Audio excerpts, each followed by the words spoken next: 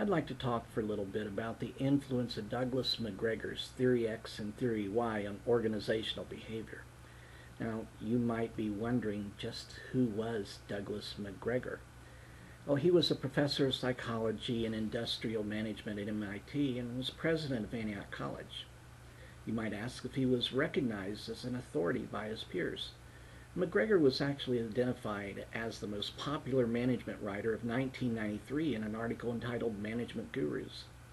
Now, the primary assertion that McGregor makes is that the task of management is fundamentally to reconcile the needs of the organization with the needs of its employees.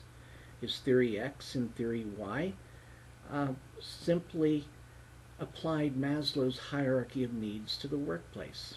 Now, the reason I wrote this research paper was to demonstrate that McGregor's theory was a significant model that still merits discussion in a contemporary organization communication course. And I'd like to begin by looking at the evidence for this claim. Koppelman writes that McGregor's explanation of Theory X and Theory Y changed the course or changed the path of management thinking and practice. Researchers at NetMBA's Business Knowledge Center offered this observation of Theory Y in corporate settings, and I quote, "If properly implemented, such an environment would result in a high level of motivation as employees work to satisfy their high-level personal needs through their jobs," unquote. Now, this opinion is seconded by a conclusion at Envision Software, quote, "An organization can apply these principles of science to improve employee motivation." Support for McGregor's theory also comes from the Journal of Public Administration Research and Theory. I quote, "McGregor's work fundamentally altered the course of management theory," unquote. Now, having looked at a few testimonies about McGregor and his teaching, I'd like to take just a little while to explain the basics of Theory X and Theory Y. Now, back in the 1950s, there was a common perception that a person could work for one company for a lifetime, make a good living, and then retire comfortably.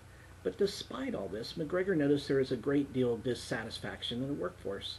He wanted to find out why. And he observed that many employees were not having their needs met. And he found in Maslow's needs hierarchy an intellectual foundation that would allow a unique analysis of the workplace. So, what are Theory X and Theory Y management styles? Well, essentially, Theory X is a negative approach to management. A Theory X management style assumes that people are interested in safety and physiological needs rather than higher needs. Money is seen as a prime motivator. Now, McGregor noticed a pessimistic observation held by many Theory X managers. Employees, and I quote McGregor, "must be coerced, controlled, and directed and threatened with punishment to get them to work," unquote. Now, if you were to work in an environment or a job setting controlled by a Theory X manager, it would be described as descriptive. These positions or this environment is driven by deadlines and quotas. Deadlines and quotas are seen as top priorities. They are driven by numbers and facts, and these managers don't discuss matters, they don't ask for opinions, they don't seek suggestions from subordinates. They're not concerned about emotions, and they're not concerned about personal problems or one's feelings. They simply give directions and they demand compliance with their orders. Now, there are some common perceptions about employees by these Theory X managers. These managers think that most employees don't enjoy working. They think that employees will find ways to get out of work. They think that managers must use coercion with threats to instill a fear of punishment in order to make employees earn their wages.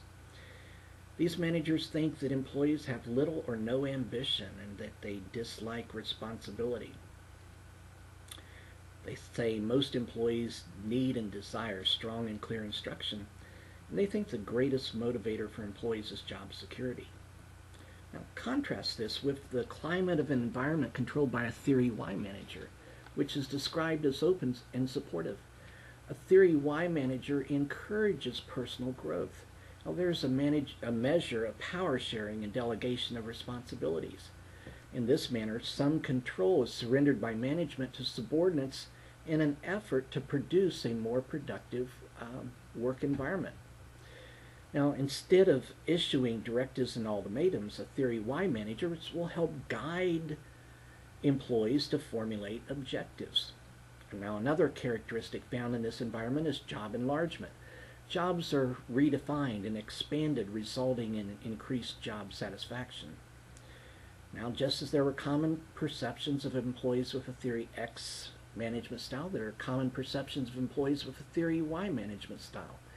Theory Y managers believe that most employees will work hard at their jobs.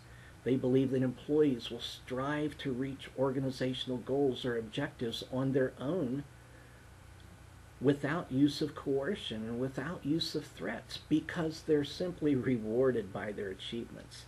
Theory Y managers believe that most employees will embrace responsibility in the workplace.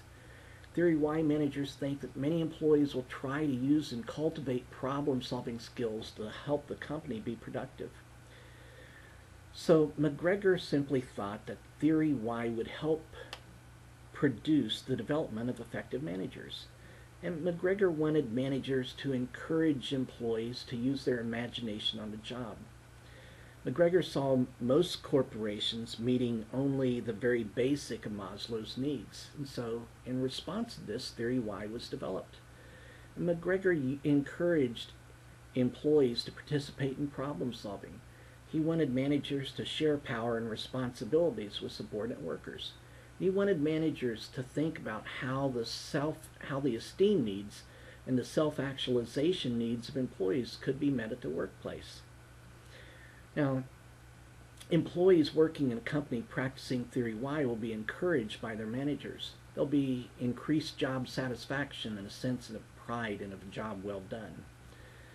And there's a sense of ownership and unity that comes when individuals make company goals his or her own personal goals. Workers support each other, work together, and engage in problem solving that help companies grow and prosper. It gives more power and responsibility to workers, and instead of a climate of fear, there's a climate of mutual respect.